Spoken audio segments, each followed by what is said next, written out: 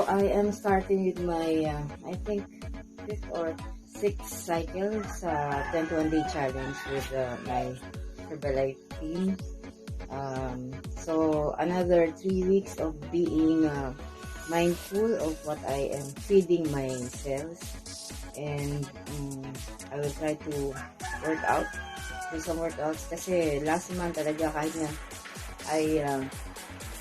I wanted to, and I set direction na dapat mag-incorporate ako ng mas maraming time for workouts. I was really not able to do kasi I was also in another challenge pagdating sa trabaho. And talagang hindi madali, no?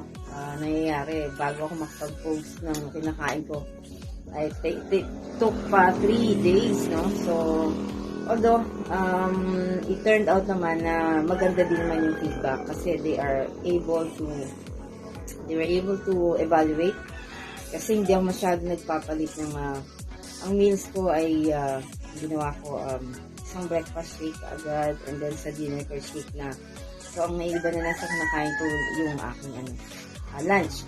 Ang problem naman is, ang concern doon is, yung lunch I cannot really choose very well kasi nga talaga Pero, I was able to talk to Joy, kaya ina-inject ko rin yung meal planning in a week para most of the food na kakainin ko, yun talagang mas malapit dun sa dapat talagang kinakain.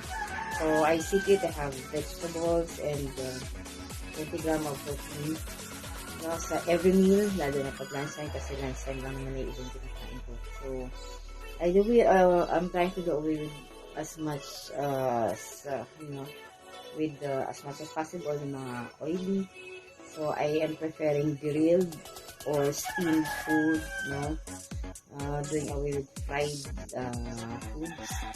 But I had gone crackers yesterday, no? So, I hope I can, kaya siyang tanggalin.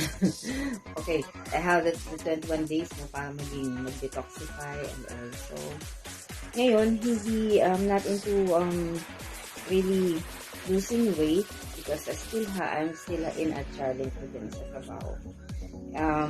Ma-maintain lang for the meantime, pero kung pumapabor ang mga sitwasyon, if the situation will allow me to have my workouts and maayos na kain, then pag nag-lose ako ng weight, then